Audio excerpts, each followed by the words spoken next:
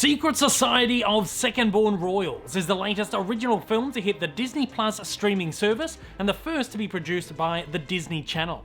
It stars Peyton Elizabeth Lee, Elodie Yung and Skylar Austin and is directed by Anna Mastro.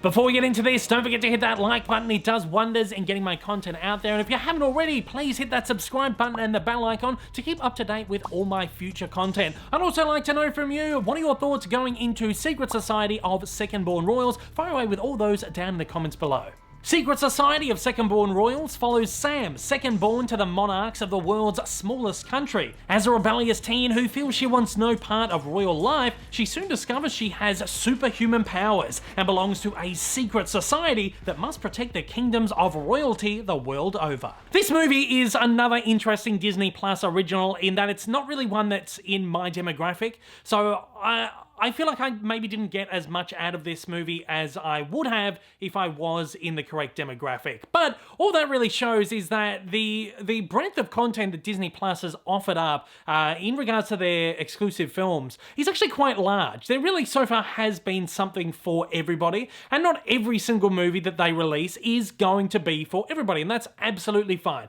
I know last time I said, I think it was for Stargirl, I said, this is not really my demographic, so I didn't really get too much from it. Some people actually got quite annoyed with me down in the comments.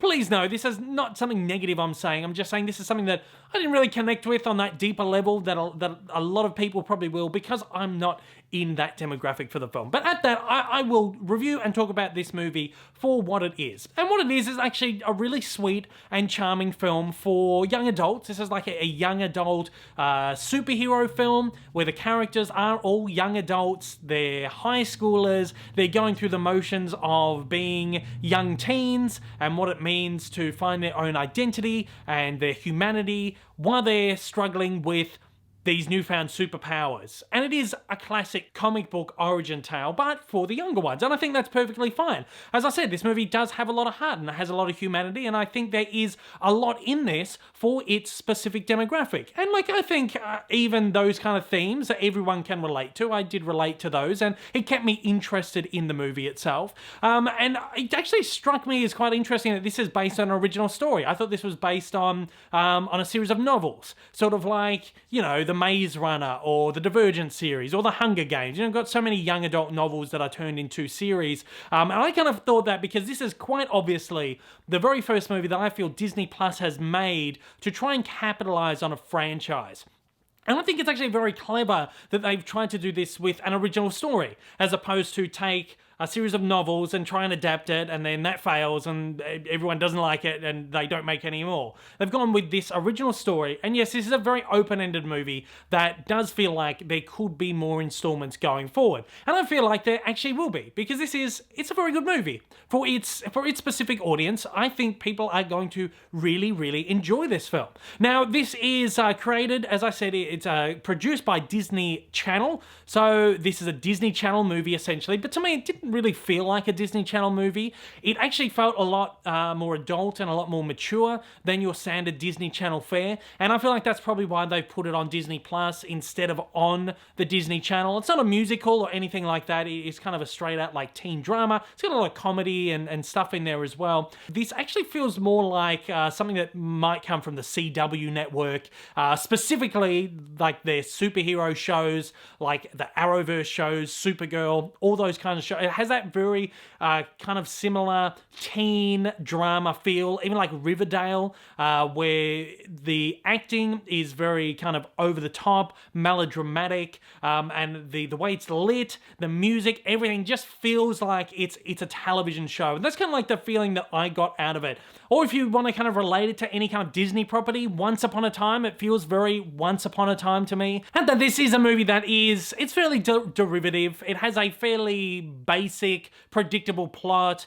You've got, you know, the villain that tries to go up against the king, and lots of twists and turns. A lot of it is fairly predictable along the way, and a lot of the powers that these characters have are fairly generic comic book powers. But yeah, I don't think that is a problem, because again, this is aiming for kids who really do love that kind of. I mean, you ask any kid, what superpower would you like to have, and they'd say, I want to be invisible, I want to be able to fly, or, you know, I want to be like Ant-Man and control the ants. I think some stuff like that is perfectly fine. What I really did appreciate from it though is it does draw from a lot of text that I really love. So there is a lot of really Shakespearean stuff in this too, and it is just very subtle stuff. So if you think of things like Hamlet and Macbeth, it kind of draws on these themes of royalty and royal families, and you know, the battle for the throne, all that kind of stuff. It really does throw back to that kind of text, and I really appreciated that. And it also has a lot of threads to real life royalty. So if you think of the royal family,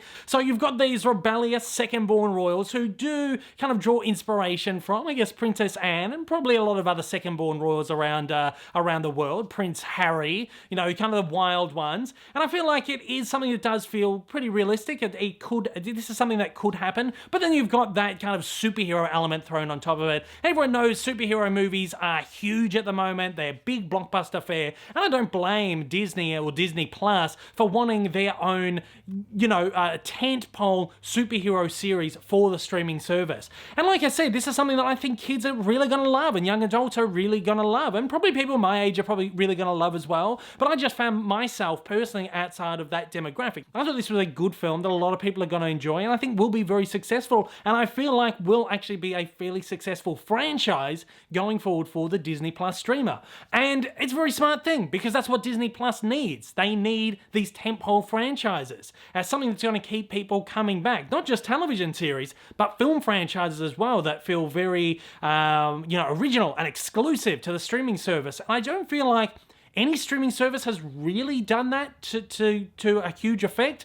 I'm trying to think, maybe there are some, but you look at Netflix and there are so many like franchises they try to start and they do one film and then they never go back and do another one. But yeah, I think this is going to be a very successful movie. I think a lot of people are going to really like it. And I really don't have anything bad to say about it because it's a decent film, and I honestly found it to be really quite charming. And at that, I'll be very happy to give Secret Society 3 out of 5. Secret Society of Second-Born Royals is a fairly enjoyable flick that feels part Disney Channel, part CW superhero program. It sports great performances from its lead stars and is sure to be a huge hit with its younger demographic. Thanks to my good friends over at Disney Plus, I had the absolute pleasure of chatting with the film's entire lead cast. If you'd like to check those interviews out once they're uploaded, you can find a link at the end of this video. And at that, it's over to you. I want to know, what are your thoughts on Disney Plus's Secret Society of Second-Born Royals? That really is an absolute mouthful. If you've seen the movie, did you like it? If you haven't seen it, what are your thoughts going into it? Fire away with all those down in the comments below and let me know your thoughts. Until next time, continue to stay safe and continue to take it easy. I'll see you next time. If this is your first time viewing one of my videos and you'd like to see more like it in the future, then please don't forget to hit that big old subscribe button up on your screen, as well as that like button down below for that little extra support. Also, don't forget to check me out on social media, and please consider supporting me over on Patreon. Thanks for watching and have a fantastic day.